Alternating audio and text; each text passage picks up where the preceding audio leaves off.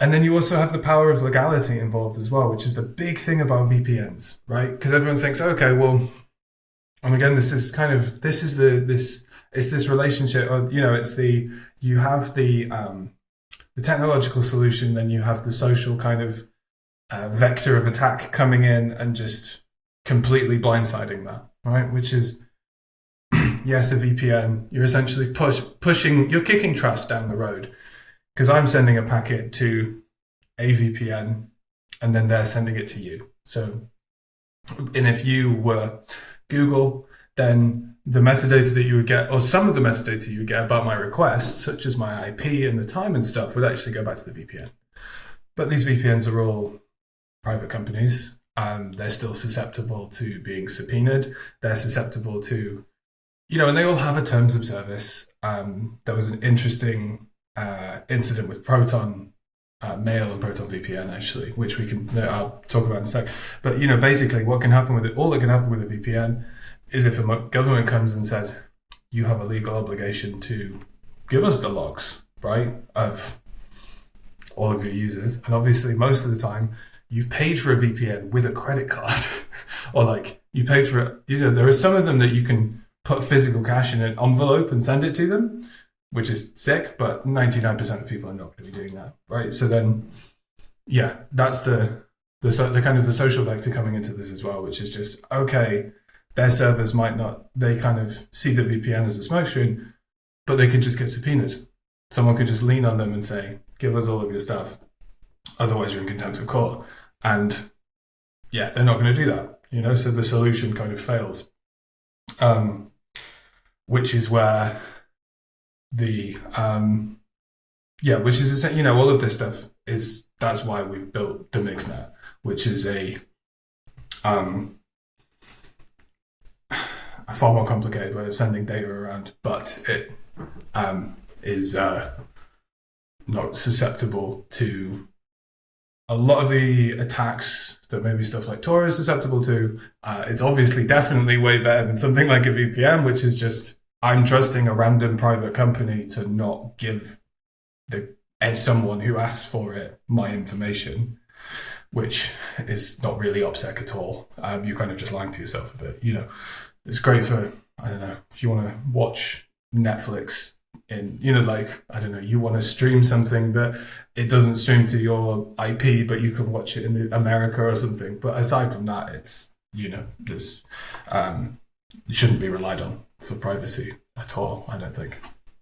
Well, on that note, isn't that, I actually use this example of because I was talking about privacy to Luna DAO, and I brought up the example of Netflix and VPNs, and I was using that as a benefit to show the average person that that you might not realize, but you can, if you can actually think about what you just said, in the sense that you are discriminated based on your location, right? So in a sense, you're gaining this extra thing from hiding your IP or changing your IP, masking your IP.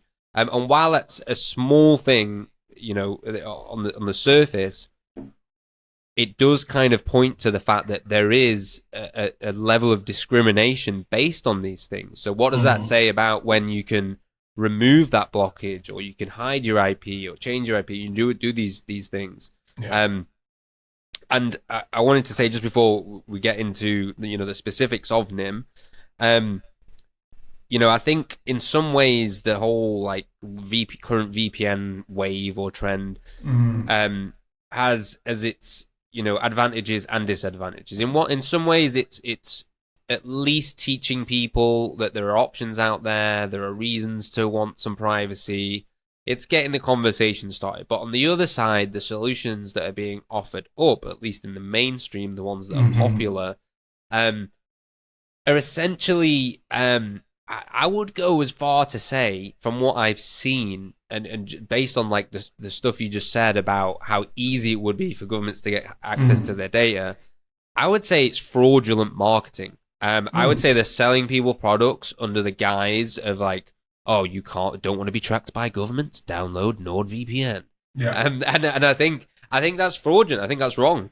I mean, it's crypto washing, right? It's and we've kind of like there's been a massive upsurge in the amount of people who actually are, especially after people like Snowden, after what other whistleblowers like Chelsea Manning did, like more people were starting to use Signal. WhatsApp numbers were going down. WhatsApp then, the classic one, WhatsApp was like, oh well, now we're end-to-end encrypted, so everything's completely fine. And it's this kind of crypto washing. And I'm glad you brought up the NordVPN example, because so many podcasts in the last year I know have had everyone is sponsored by NordVPN.